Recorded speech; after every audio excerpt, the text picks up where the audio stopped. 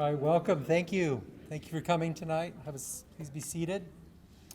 My name is Nathan Murray. I am a member of the Herritt Forum Speakers Committee, who helps organize this event. We're happy you're able to come tonight. It's a lovely weather. We call this the spring of deception, do we not, in Idaho? So it's a good time of year to be out and talking about land trusts tonight. A few items of business before we begin. Bathrooms are on the right, in the back. There's an emergency exit on the left, should we need to use it, hopefully not. And also just want to put a plug in for next month's event. Can't? I will. I think I just need to have it closer tonight. So I'll begin again. Thank you for coming. I'm Nathan Murray of the Herritt Forum Speaker Committee. Bathrooms on the right over there, your left. Emergency exit over that way. Also, just want to put a plug in for next month's event. On March 12th, we do not have a title for the actual topic yet, or for the talk, but Dr. Charles Andy Spear from the Idaho Museum of Natural History will present research on prehistoric Clovis caching behavior, current Clovis point source activities, and the role of Clovis technology in Ice Age history. If you're not familiar with the Clovis, it's a pointed tool that researchers use a lot to identify prehistoric, behaviors and habitats. So come learn about that if that's of interest to you. But tonight it's all about land trusts. So I am not only the introducer, but I'm also on the panel as a member of the Magic Valley Land Trust. And we have a panel of experts tonight. I'll just give a brief intro for all of them, and we're grateful for their time.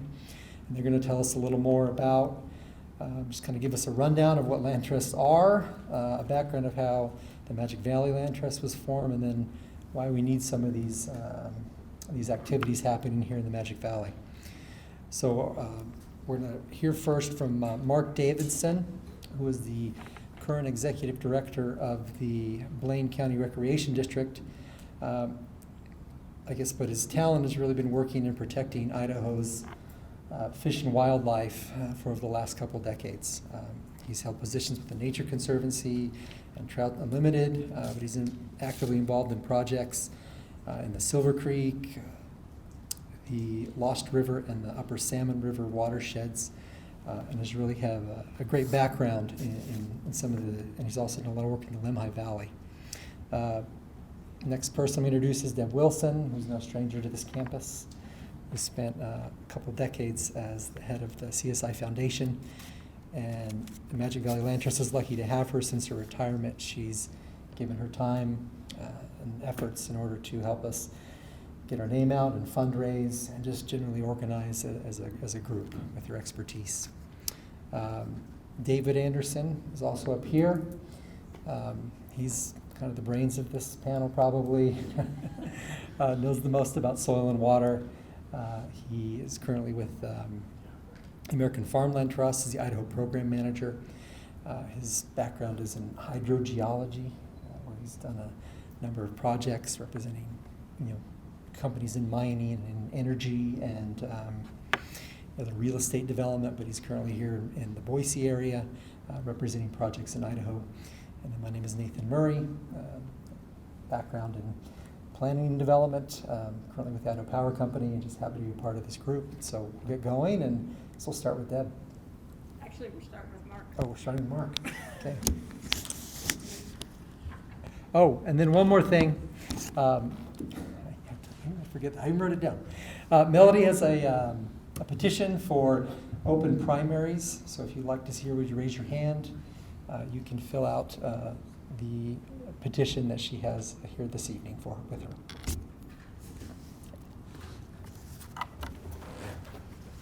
Thanks, Nate. Do I gotta hold this like you were doing? Okay. This deal is gonna progressively get better after this. So I just also put everybody at ease a little bit. He introduced me as being with the Blaine County Recreation District, and that's north of here, up in Haley. I actually grew up in Jerome, Idaho, and I'm glad to see that none of my high school compatriots are here in the crowd. Maybe they're here and I don't recognize them, so that's probably a good thing. It's good to see Gooding County represented.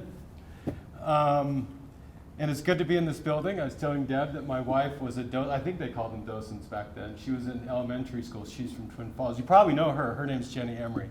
She's the more popular of the family. She went to high school in Twin, and I grew up in Jerome. So that's why I'm involved with this land trust, not because I'm trying to impose Wood River Valley values on all of you people here tonight.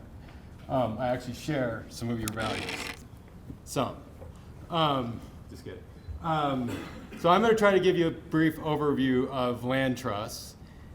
And I realized as I was trying to put my piece together, and I did notice on our agenda that there's a maybe next to my name as being a short rundown of what land trusts are. So we'll see if I can prove myself legit here in a second. Well, how do we do this? Down is. So, like I said, it's going to progressively get better. You're about to be wowed with some really, there we go. I have 2 slides. We're not going to sit on this one. Land trusts are a lot of things. And after I tried to redo this, I gave this presentation in the salmon area. I used to work in the upper salmon for about 15 years or so. So everything from Stanley over to Salmon, Idaho. That's where I would say, really cut my teeth. I started at Silver Creek Preserve in 2000, and then I kind of bounced around the Nature Conservancy and worked various parts of the state.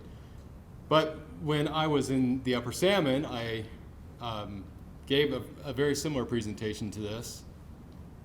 Is that me doing that thing that's moving around? Sorry. So this is a little bit dated, perhaps, as far as how many land trusts exist in the United States and how many land trusts. I think we're still 15 land trusts in Idaho. I'm not entirely sure, but it's probably right close to that. There's definitely more than 1,700 land trusts would be my guess. I gave this presentation probably 15 years ago, maybe. But land trusts are a lot of things. And I'm probably not really going to talk about this stuff like I have up there now that I'm realizing it. So I'm just going to sit on this picture. We all recognize that picture. Land trusts are generally reflective of their communities. And the first land trust started in 1850. And it was a thing that happened in the Northeast. And one of the reasons, of course, it would be in the eastern part of our country. That's where we originated as a country. But it was in Massachusetts. And one of the reasons that they formed was to protect parks and open space for communities, believe it or not. Even back then, we were thinking about how do we make communities more livable and better. And one of those things was to protect parks and protect land. If you fast forward through the years, and as you move west, the thrust of what land trusts do and did changes with the different geographies and communities where they exist. So a couple of examples, and I'll give you a couple stories. Just a quick time check. We have 15 minutes, right? You have. Okay, I have 15 minutes. When I was working in the salmon area, so this would have been roughly 2004 or 5. It was a place that was really had challenging issues around endangered species. Wolves had just been reintroduced. Salmon and steelhead were up for listing under the Endangered Species Act. You had grazing allotments that were under current pressure from these different forces.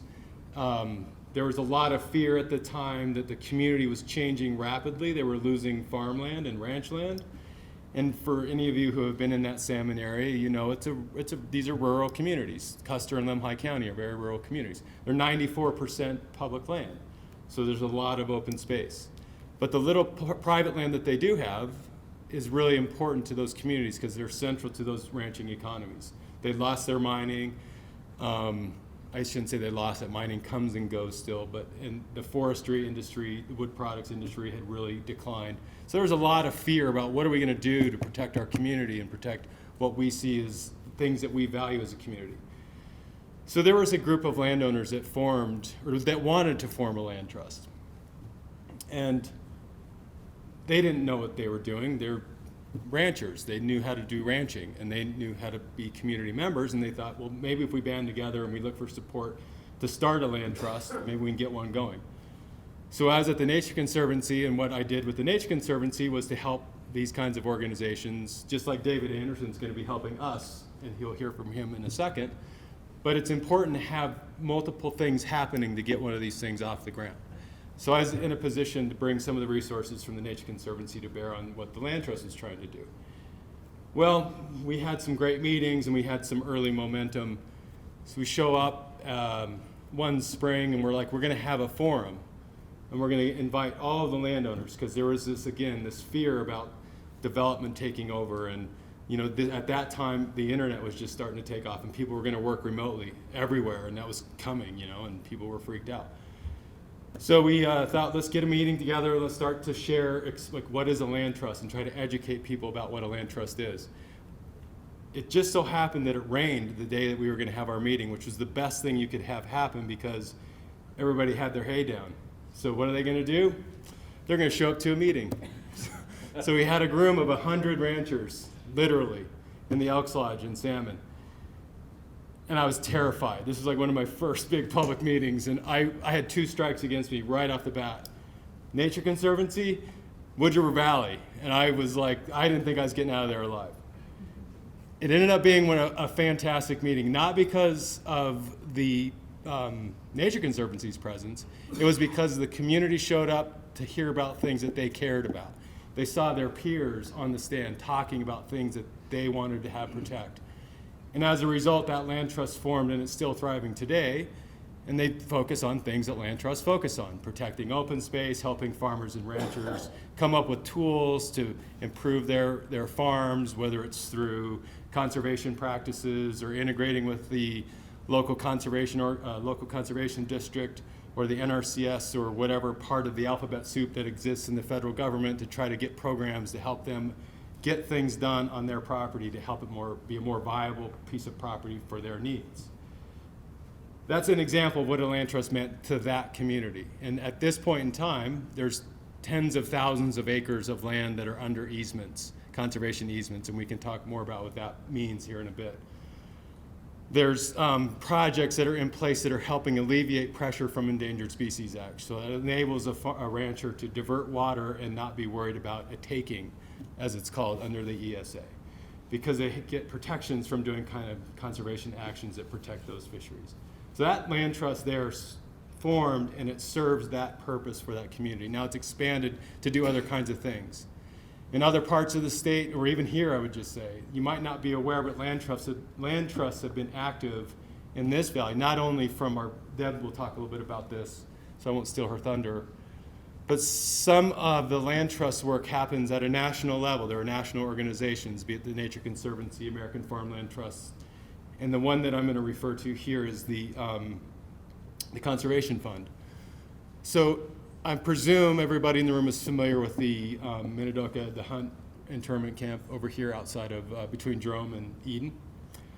That camp, when they were looking to expand the footprint of that camp, they didn't have, it was owned by the federal government, the Corps, and one of the ways to help that internment camp expand was to use the land trust, the Conservation Fund. The Conservation Fund had the tools to move more quickly than the federal government. Believe this or not, they moved more quickly than the federal government could move to add more land to that internment camp. The Conservation Fund was the entity that came in and helped facilitate transactions around the internment camp that has solidified the current footprint that it has today. And it took an individual from the community to help spur that. And you may or may not know this person, but Roy Prescott was the guy involved in that. And yeah, I'll just leave it at that. Roy is a very active person in Jerome County, and he was a big part of helping bring the Conservation Fund to the table to help secure that. The other example of a land trust that has done something in this community that we'll touch on, I'm guessing you're going to talk about Thousand Springs, maybe? Thousand Springs, which is now a state park, the Nature Conservancy made that deal happen. That's examples of large organizations, national organizations coming in and doing things that have local significance. And a local land trust like ours can then take those resources and build upon what they've done.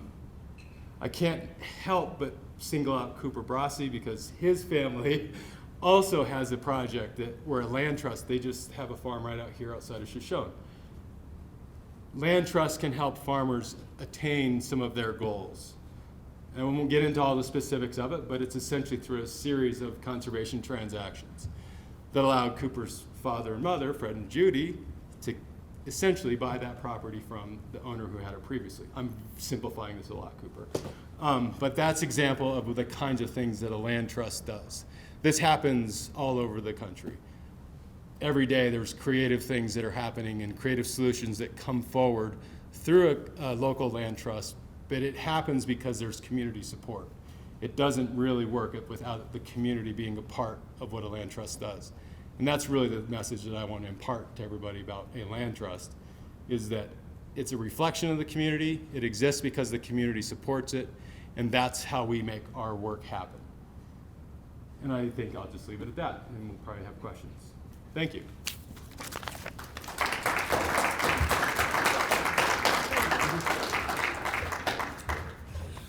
Well, the one thing I wanted to say was this was not a bait and switch. I know my face was all over the marketing for this as I was the speaker, but I wanted you to know that everything we do in the land trust, everything we do with any farmer, rancher, landowner in the Magic Valley is a team effort. It takes all of us. It takes all of you.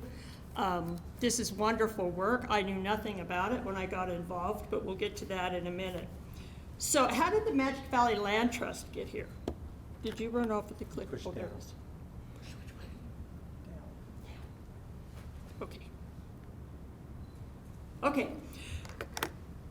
There, as Mark said, there have been land trusts in this area for a very long time, back in the 2000s, and it was created by, we mentioned Cooper Brasi, by his mom, Judy, the late Judy Brasi. Another gentleman with the exact same name as our David Anderson on the panel, David Anderson. Jack Coombe, who is a dentist, is retired, a dentist in Jerome. Rich Carlson, who is a local banker, many of you might know Rich, and others. And so what Southern Idaho Land Trust did was they assisted local landowners who wanted to preserve their property in either the natural state or something similar to that within the Magic Valley. A lot of this land, and you'll see pictures of where those easements are, was in Hagerman along the scenic byway down around Thousand Springs, and you'll see some of those. There was also a piece in Rock Creek Canyon. There's also a couple other pieces. But this original land group was very, very visionary in the sense that when a landowner decides to put their land into a conservation easement, it means it's in there for perpetuity, forever and ever. The landowner may pass away, the land moves on to someone else, is sold to someone else. The easement stays with the land forever, which means it can't be changed. Whatever the parameters were on that land are the parameters that will stay with it. So whether it can't have buildings on it or whether it's have public access, whatever it might be. But in order to maintain that, to make sure that current landowners, future landowners, and everyone in the future adheres to the easement requirements, it has to be monitored, and it has to be monitored every year.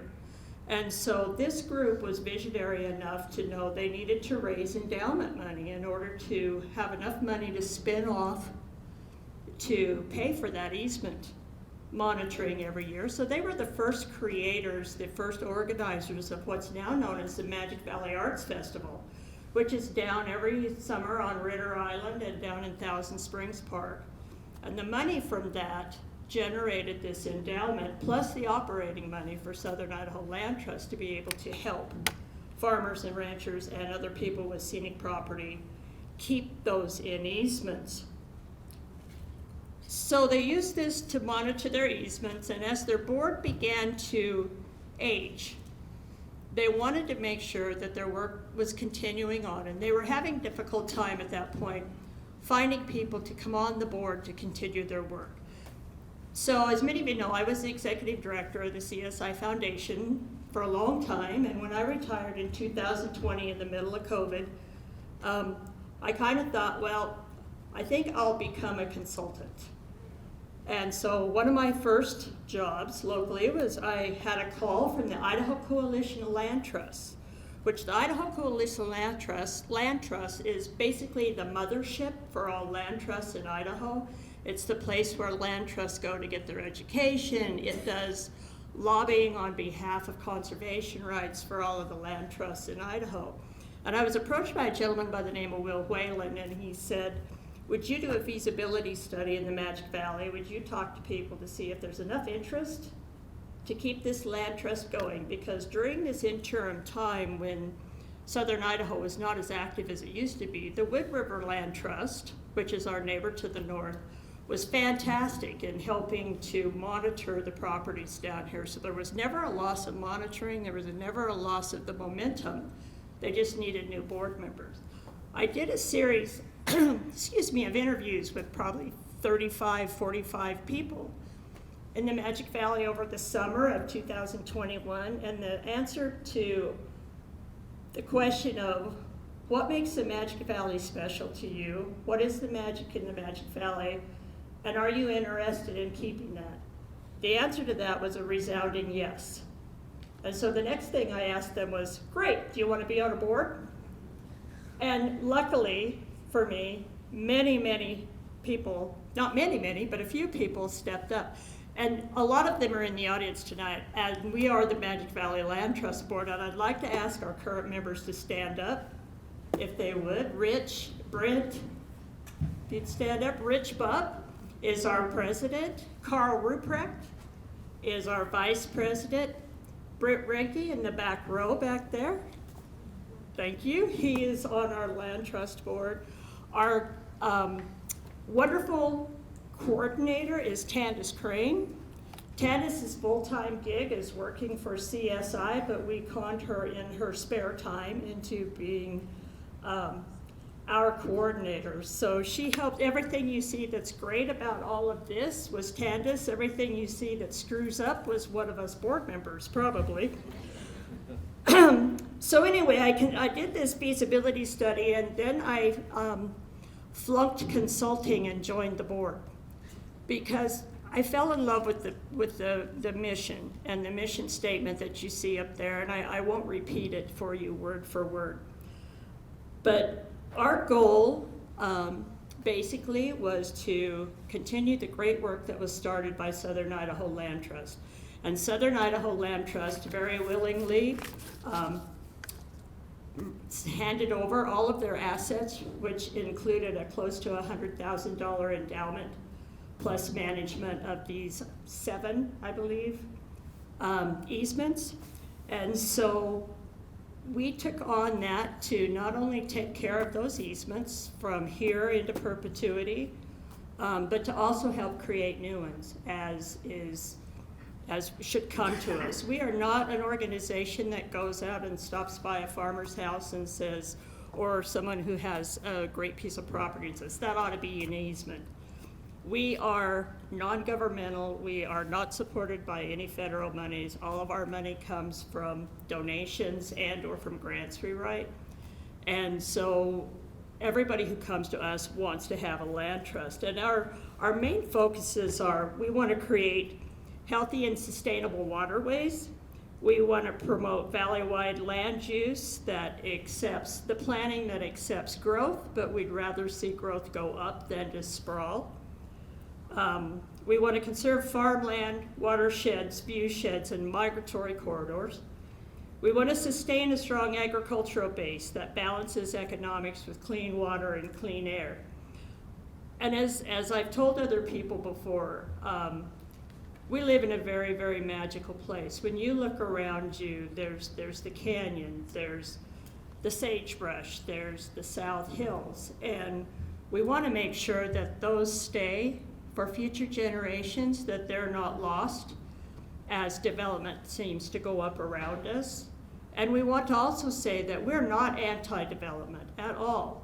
We believe in development in the right way on the right ground, but we don't want to see our prime agriculture turn into development, because as we all know, agriculture is the #1 driver of economic prosperity for the Magic Valley. And if we lose our agriculture, we lose what makes the Magic Valley special and what makes the Magic Valley prosperous.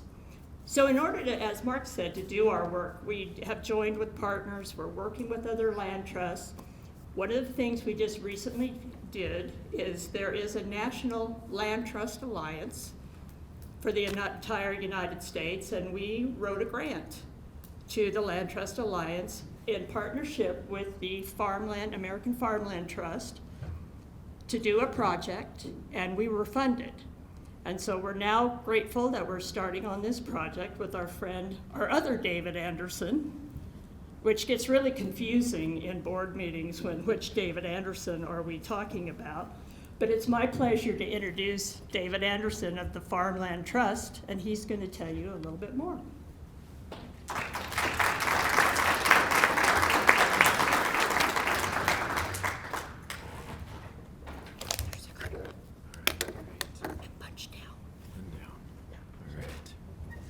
Good evening. Really appreciate the very kind introduction, and I read somewhere that the name David Anderson is the 3rd most popular name for Gen X boys.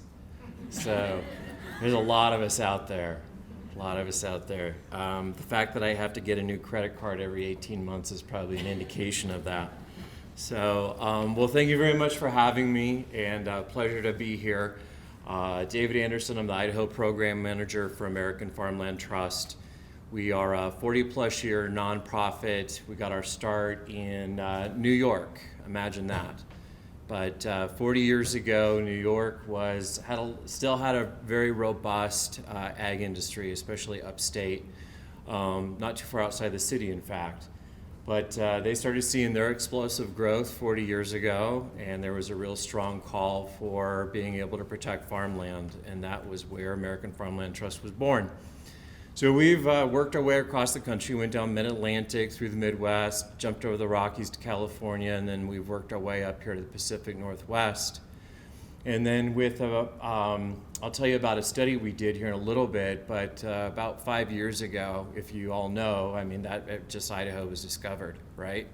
And it's just exploded. Everybody wants their own little piece of Idaho now. And so we discovered that Idaho had some of the largest working land conversion rates in the country. And so American Farmland Trust decided to invest in Idaho, and 2.5 years later, here I am standing in front of you talking about it tonight. So, so my topic is the why.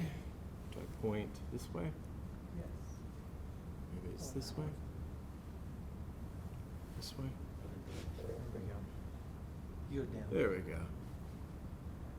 All right, so I'm going to talk about the why.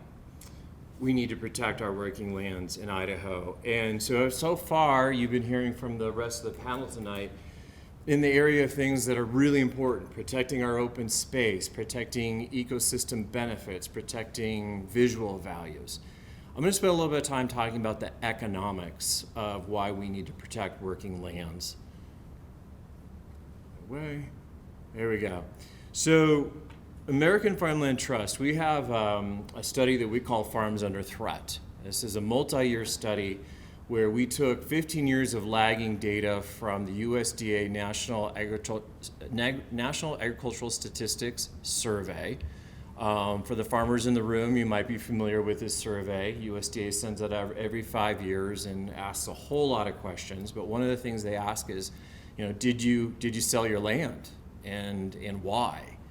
And so we take that data and then we marry that with satellite data.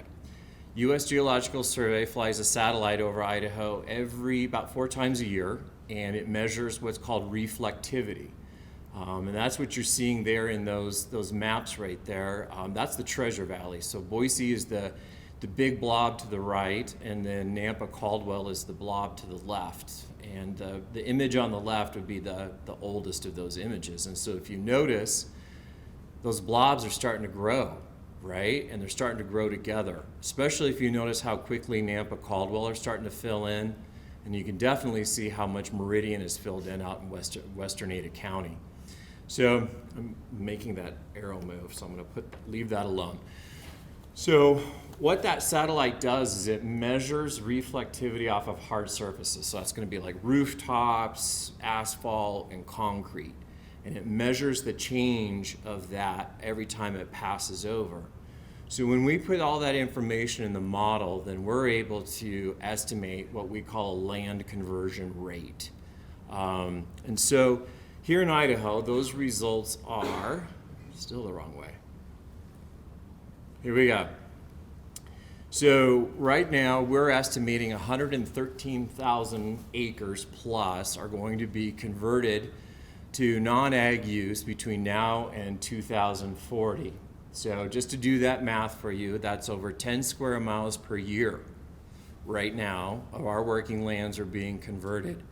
That equates to a loss of over 700 farms and ranches, 72 million in farm income output. I want to clarify that is just farm gate value. That's the value of the crops and the cows coming off of that land. So when we actually talk about the total economic impact, then that could be as high as 6 times that value that we're losing to that contribution to our economy here in Idaho. That's over 1,500 full-time jobs. And the number that I dislike the most up here is that 83% of that land that's being converted is our most productive soils in the state. Why? Well, our elders were really smart people. They came out here and they knew where the best soils were and how the easiest to get the water to those soils, because we are a desert state. So, you get these clusters of farms being built up, and what's the next thing they need? They need services and they need supplies. So here came the towns. So now when we fast forward 100 years, those same towns have become cities, and now those cities have now become the Boise suburban metropolitan area. So those little towns that used to serve those farms with the best soils, those are the best soils that we're paving over now. So when we lose that kind of productivity, it's not just like we're going to move it to another place, right? We've already discovered those best soils. Our irrigation systems are already delivering our best water. So something that's just not easily replaced. You'll also notice on the map there, so everything in green, those are our most high conversion counties in the state. Treasure Valley, definitely the Magic Valley here, you're experiencing that. We've got from the Idaho Falls over to Teton Valley corridor, that's blowing up.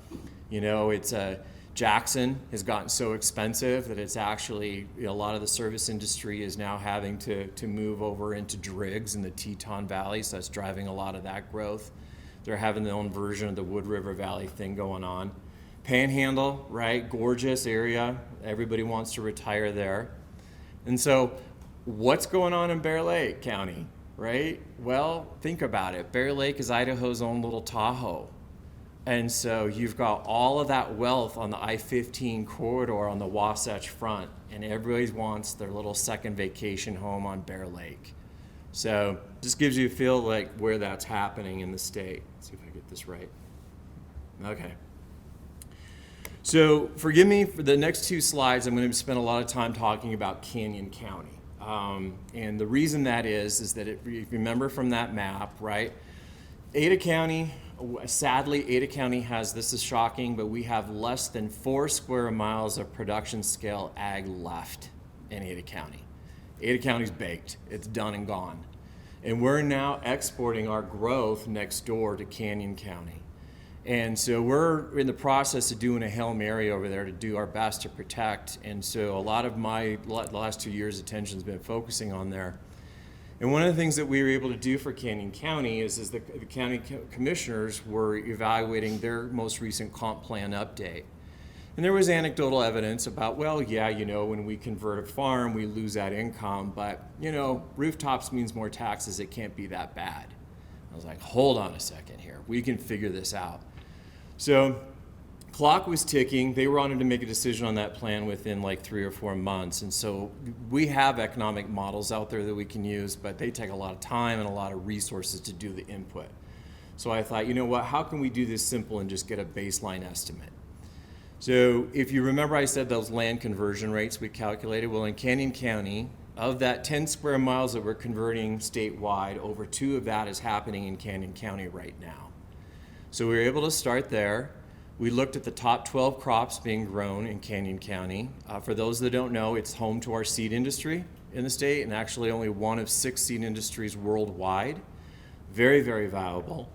So plug the numbers in the spreadsheet, and what we found is that in Canyon County right now, due to land conversion, they're losing $15.5 million a year contribution to their local economy due to ag conversion. When you look at an economy that's worth $620 million, you're like, that doesn't seem like a lot. But hold on a second. Take that $15 million a year and multiply that across just one generation. They're going to basically erase half of their ag economic value in that county in the next generation. That's how fast that is happening. So Deb had mentioned that AFT and Magic Valley Land Trust are partnering. So we're going to be doing the same analysis for not just one county, but all 6 counties that are in MVLT's footprint. So we're just getting that kicked off, and I think probably midsummer we're going to probably have a number available to everybody. And we're going to have an interesting challenge because this was just looking at crops, right? What we have uniquely here in the Magic Valley is we have crops and crops that are feeding dairies, right? So you've got a tiered ag industry here that we're going to have to take into consideration. So that whole idea about more rooftops meaning more money, right? More taxes, more rooftops, more taxes. We're not losing much. Well, that's not the case in Idaho.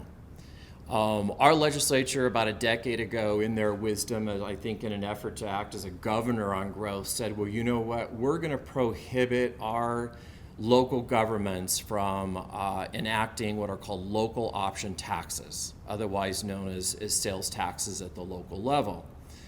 So what that means is that our county governments and the cities within those counties are very dependent upon property taxes in order to pay for the services that they're offering. In Idaho, our county services are going to be things like public education, roads, streets and roads, and the emergency services. Those are the 3 top line that are provided at the county level. So there's a lot of information in this table. What this comes from is a cost of community services report that was done by University of Idaho in 1997, and then BYU Idaho updated this in 2019. So I want you to first start looking at the red line there. And we'll start with the residential column. The way to read that is that for every dollar of property tax that's being collected on residential properties in Canyon County, it's costing $1.40 to provide those services. So I'm gonna move over to commercial column. What does it do? It goes down. It's down to 44 cents on the dollar. Well, and the interesting thing about Idaho is that it definitely in our ag areas, what is our commercial property? It's the ag industry that's processing the crops. It's processing the cows, right? So a lot of that commercial property is still ag related. When we go over to ag, these are our working farms and ranches, it drops to just 29 cents on the dollar to provide services. So your takeaway from this table is that the property taxes that we collect on working lands and on ag industry front that's supporting those working lands is subsidizing the cost of services in our cities. So the path that we're currently on without a local option tax alternative is that we're basically growing into insolvency. If we pave over all of our working lands, we're going to be in a heck of a lot of trouble. I know those little bullets are there, kind of hard to read in this format, but I will just say that what you want to look at is look at residential and look how much it changed between 1997 and 2019, right? It went up 32 cents on the dollar. So what that is that's that funny math that happens on between basically the personal property tax exemption, residential property tax exemption versus the ag property tax exemption.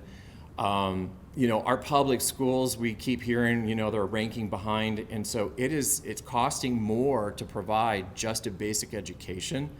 Emergency services are up, equipment is up. I was talking this summer with the Twin Falls Police Department. A fellow was from there, and he was saying that their budget has just doubled in like the last 5 years just to maintain their infrastructure and vehicles of that nature. So things are just getting more expensive, and so that number is just going to go up.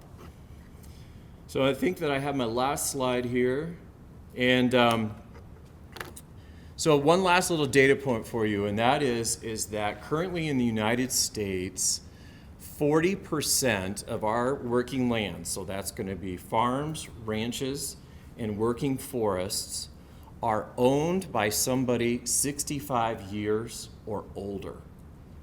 So that is 340 million acres of working lands are getting ready to shift to the next generation. With the challenges that we have, especially here in Idaho with agricultural land prices, the challenge is really on, the pressure is really on for our next generation farmers and ranchers to be able to take on that operation. So in that transformation, we're facing a great risk of losing that multi-generational family ownership that we've got. So we've got to get really creative and start coming up with some new tools to protect our farm and ranch families. And so one of the things that we've been talking about here tonight is using conservation easements, right? And I want to clarify, conservation easement is essentially the legal tool that we use. What's really happening there is that the landowner is being compensated for the value of their development rights. That's really what's happening there. So when you think about it, that added compensation that a landowner voluntarily gives up their development rights for becomes passive income to the operation, right? It can help afford that new generation to come in. It can help to afford pay debt. It can help for that exiting generation to retire. So easements are a very valuable tool in that succession planning process from one generation to the next. So AFT is really excited to team with Magic Valley Land Trust and be a part of this. We'll have those new results out midsummer. We're going to be working with Tandis on a communication and outreach program to get that information out to more people. And you'll probably be hearing from me again when we're ready to go public with all of that. So thank you very much, everybody.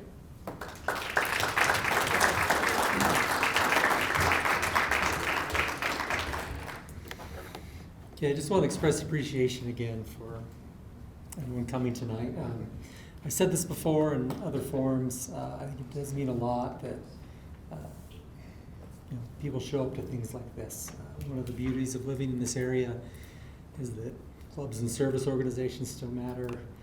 We still have people that show up to the PTA, that form their own little interest groups and fund things. And when it happens at a local level with just lots of them in a variety, you get a lot of magical things happening. And so excited to be part of an organization like this. So what I'm going to do now is kind of expand a little more on the easement benefits that David was talking about. So as he was stating, the landowners will often give up a value that they could receive for developing their sites through sale or giving it to a developer to do something with. In exchange for providing a public benefit, they will then be compensated, often financially through maybe a tax deduction or some estate benefits as the land is then transferred to the next generation. So here are some projects that the Magic Valley Land Trust has been involved in or is currently involved in. This is an easement we're monitoring here in the Hagerman Valley. This is the Hagerman Wings Farm. A little bit of a commercial operation that has some hunting on it. But in exchange for tax deduction, the owner offered up a conservation easement on his property to preserve areas that could be developed and also some of the wetlands. You see these, if I can, it's not working. It was working for everybody else when they moved theirs, but not me.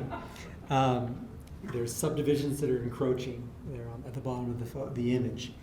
And so that land now is intending to stay that way. Here's another one, Thousand Springs along the byway there, along Highway 30 as you cross the bridge over in Hagerman just before that. This was a property that the landowner sold what they had in the Wood River Valley, and they had a significant gain. In order to preserve some of that gain, they purchased property here in the Magic Valley, placed it in conservation, and also enabled them to farm it in perpetuity and extend the life of the farm on that area. Just up the road from that, this is some other images along that way. As you can see, like the value really is if that were to be homes or maybe trophy homes even, you have a lot of congestion in that area. It's a pretty heavily trafficked area. It's some high speeds, and so there's that public benefit they're exchanging for the tax benefit. This is Salmon Creek Falls, again, just up the road. Some of these I'm not as familiar with because I wasn't maybe necessarily involved with it. But this is, again, local family that's able to farm that. You can see it's adjacent to the creek there, which provides some watershed benefits to the public as well, and enables that family to continue farming. These are some other images as you drive along the highway and see it. This is Salmon Creek, Rock Creek Canyon. So this is sort of the headwaters of Rock Creek as they come out of the South Hills. This has important, riparian activity as well as some significant mule deer habitat. And there are, again, developments that are encroaching onto this. And so the landowners there elected to place that in conservation easement for our benefit going forward in exchange for, again, compensation on their taxes. This is some more images, I guess. This one, Rock Creek, and this is the Jerome Priory. So as you head north in 93, this is one that we're actually currently working on. We do not have this complete yet, but the fathers or the monks that are there are looking for some succession planning, and they're going to put the property that they have in a conservation easement. Since they're a nonprofit, there's no financial benefit. They're just mostly thinking about how decades ago the community kind of carved off this piece of land for them to be able to have their religious order there and kind of that sacred special place, and they feel that rather than having it turned into a dairy or some of the industrial development you see coming north along 93, they're going to preserve that and farmland. So they have an agreement with a neighbor who's going to continue to farm it. It's a very lovely area. I've been there twice. It's amazing just the amount of, sorry, I'm going back to that one, amount of wildlife you still see out there. And it's within a stone's throw of a lot of just industrial activity. This is looking east, I think, on 100 South in Jerome. And so Father Hugh, who we're working with, is very forward-thinking. There's another religious order that's going to come in and take their place as they're starting to kind of die out. And then they'll have the land and then their facilities as well available for future, as they are now. Man, this thing goes fast.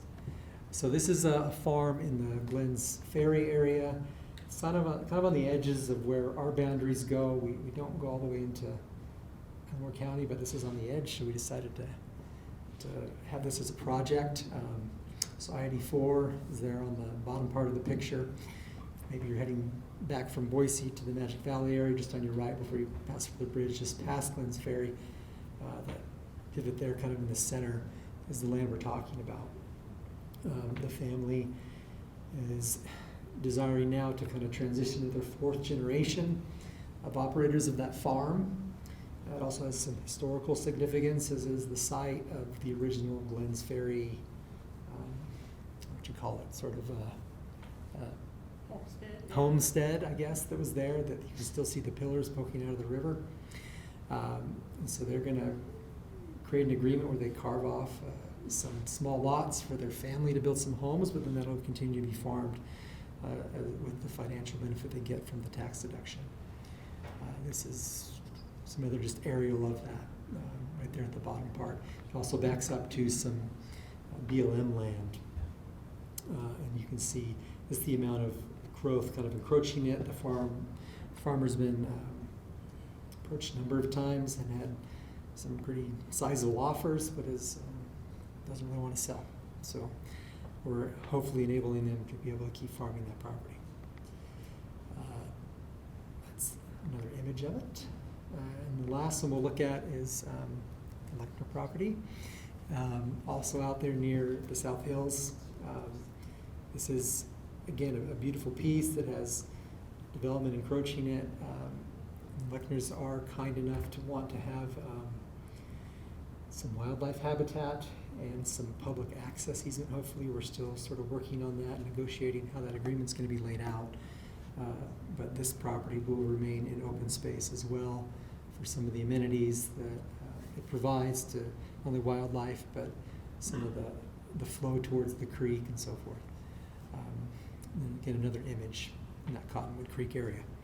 So that's the properties that we wanted to show you and some of the projects. I'll probably just have a seat, and we're happy to answer any questions that you have before we get out of here. So, anybody? Or we can just thank our panelists first.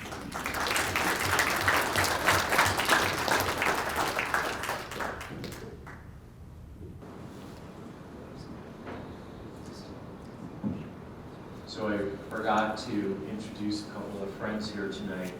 I talked about the economics of land protection, and we've got pretty good data, right, to be able to figure out what the impacts are from the conversion of working lands. One of the things that we don't have a lot of information on is right now currently is what are the social impacts of land conversion? Right? When we have a multi-generational family farm that's been part of a 100-year-old plus farm neighborhood that decides to sell out for whatever reasons, that's their own personal right, but that's an impact, right? It's an impact to everybody else that's still there, the neighbors. And so American Farmland Trust is partnering with Boise State University on a project right now to assess what those social impacts are. And so two of those researchers and good friends of mine are here tonight. So Rebecca and Gwinnell, if you raise your hands. So, they're wanting to make contact, and I can tell by the ball caps I have at least a couple of farm families in this room. But they would like to talk with you informally and just kind of like to hear your stories. And so if you're interested, please seek them out here before the interview. All right, thank you. Bishop, yeah. So if there's any questions, I'm going to make a comment if there are. I can walk down and give you a microphone. Watch out. Let's see what I yell at. So, yep. in the Well, back. I've been noticing your properties are kind of scattered around. Out where my farm is, it appears to me that the other farmers around me all need to have a consolidated farmland to make the movement of equipment and water more efficient. And so, how does it work when you've got one here, one there? That was going to be my comment, actually. This is all great what we're talking about, right? We've all driven around the Magic Valley, and your comment is really important. We're not going to buy easements and buy our way out of this. I mean, I think that all of us recognize that it's a strategy. It's one piece of the puzzle. Is that fair to say? Would you guys agree with that? Okay, I want to make sure I'm not going counter to our partner here. Conservation easements cost a lot, not just in the amount that it takes to buy the easement, because generally speaking, you're talking about buying the easement from a farmer. Donated easements are really hard to come by, to be honest with you, especially now. So we need to get, I'm gonna add on to kind of what Dave's talking about, is that we need to continue to create different kinds of incentives and agreements that, in essence, block up property, kind of to your point. Because when development encroaches, I'm talking scattershot development, I'm not talking subdivisions, I'm talking about the 5 acres or 10, like you get these pieces that, and Magic Valley's gone through this a number of times. And the one that comes to mind for whatever reason is there was the dairy issues back, oh, I can't remember, it was, a lot of it played out over in Filer area. So the moment you put a house near a farm, that's when the problems start. And it just only takes one. But if we don't create incentives, and I'm just talking, not just talking the Land Trust or the American Farmland Trust, it's going to take a collective effort. County commissions, the legislature, the federal government. We have to come up with economic incentives that aren't just about conservation easement. It has to be some of the things that I think are important, like we have water quality issues in the Magic Valley. What are we doing in the Magic Valley that might incentivize the landowner to change farming practices, to do better, or change land management practices on their farm that reduces the amount of water quality problems that we're having in this neighborhood? There's a way to incentivize that. Water quantity problems. What programs can we use that are in RCS or some other entity that helps a farmer become more irrigation efficient? Their farm becomes more, I'm going to use the wrong terms here, I'm sure, but they can run more economically, in a more economically viable way. So now you're starting to create a farm picture, a land picture that's more whole. And it could have a conservation easement there, a set of water agreements over here, soil health projects over here. But that's one of the challenges that we have as an organization that's trying to ramp up from, let's do some easements driven by landowner interest. And it's always going to be contingent upon the landowner's interest and willingness to work with us. But what's the plan look like when you start to piece together strategies and how those strategies land on the ground that block up priority agriculture protection? This problem that David talked about in Western Idaho, that's like stunning. I don't know how that changes, but that's where a lot of these things are being developed now because it's a crisis almost.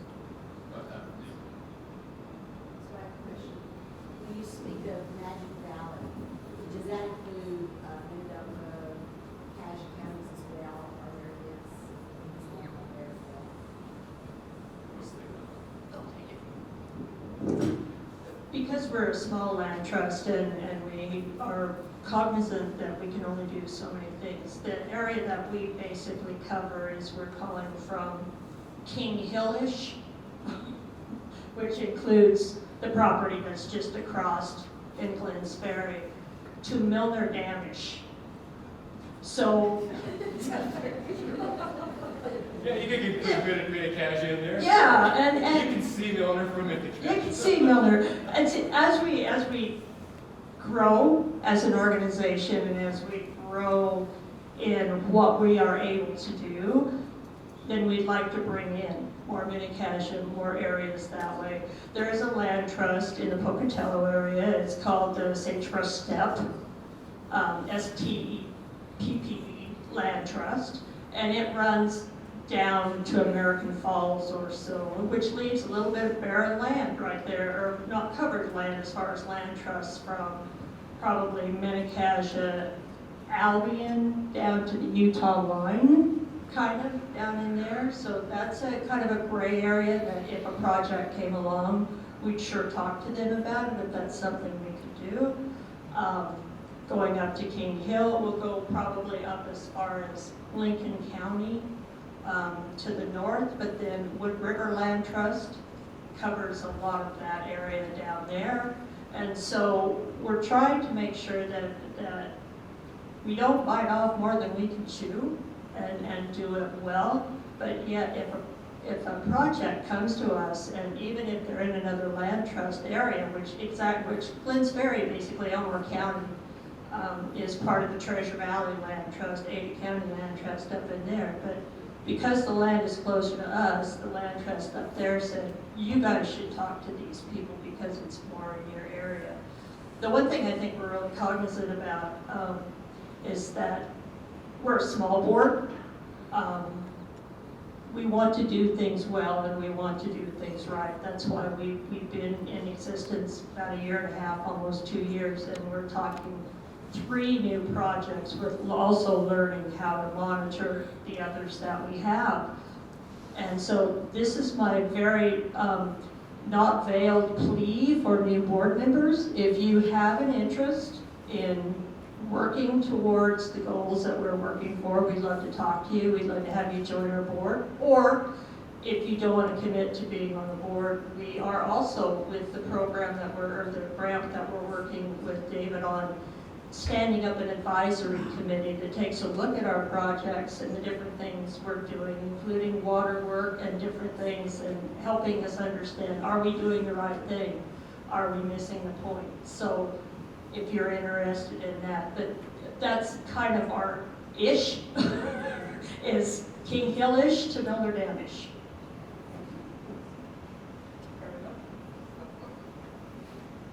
Yes. I had a question about the tax benefits that you mentioned. So if a farmer locks up land in a conservation easement, does the land trust then negotiate a tax benefit with the county? How does that work? Is there a standardized rate for if you lock up X amount of acres, you get X amount of tax benefit? What's the story behind that? I'll give my explanation of it, very simplified version, but there is, as part of establishing the agreement, you will do a couple different appraisals, or different types of appraisals. One that values the land in order to be developed, right, with its maximum potential, and versus what it is as it sits. And then kind of the difference between that you can take as a credit against your income on your tax, and you can kind of deduct it over so many years. Is that kind of how it is? And that's the benefit that comes back to 20 years. Yes. So what do you mean by developed potential? So they'll look at, what the zoning would allow, how much land goes for an acre in that given area based on other sales, and then, okay, could that land be developed as a lot subdivision? What could you expect to get out of it, right? So my point is, those are from I'll say a perspective of development. Mhm. But what about from the land's perspective? What about soil organic carbon? What about recharge of aquifers? Is anyone looking into the You're talking about reality of like the that? value of that? Do we look at it, David? So those come into play. So NRCS has a program where they will offer approximately, depending on the type of easement, a 50% match for the appraised value of that easement. And in order to qualify for that match, then that parcel of land is assessed against 2 types of criteria. One is the national criteria that NRCS publishes for countrywide. And then each of our state NRCS offices has their own state criteria. And so within those criteria, they do take into consideration soil type, slope, access to water, crop variability on the land, erosion, those sorts of types of criteria are assessed. And so as a result of the Inflation Reduction Act, that NRCS program got a big shot in the arm, and with an asterisk, and that is that then to access that additional pot of money, then those lands needed to also have climate smart capability or be in an imminent path of development.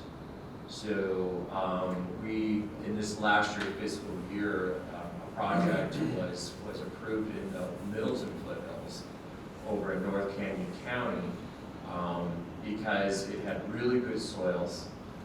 There was data to suggest that the crops that were being grown there were sequestering carbon. And then finally, it's only about 2 miles from downtown Middleton, which sadly Middleton is probably Boise's next suburb. So, You bring up aquifer recharge. I think it's an important topic. One of the things that an organization like ours needs to be always cognizant of is where are we going to find energy, and frankly, money, financial resources. But to build off what David's saying, that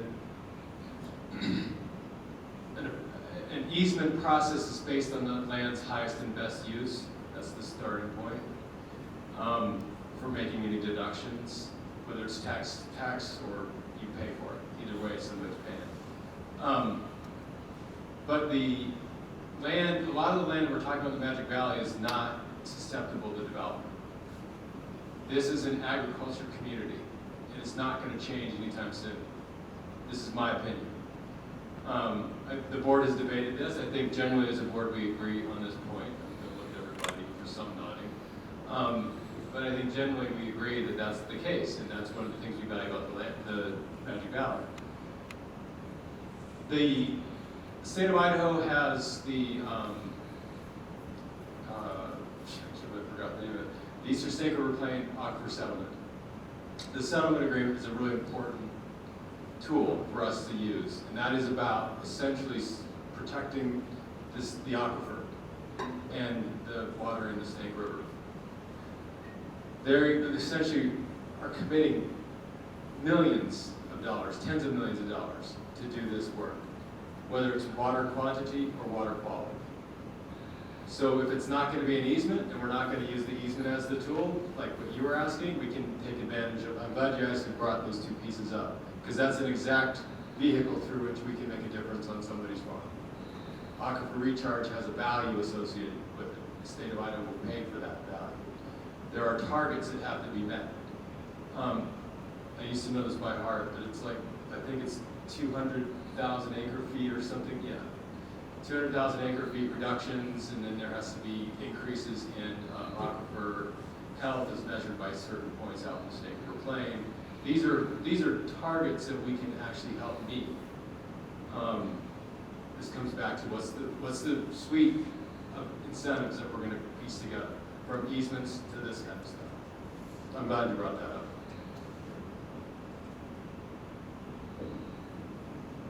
Okay. There's no one else. Thank you for coming. See Melody if you'd like to sign the petition for primaries. What was it? Open primaries. Yeah, open primaries. That's what I said. I got it right. I think I've already signed it. Anyway, thank you for coming, and we'll see you next month on March 12th. Thank you. Have a good evening.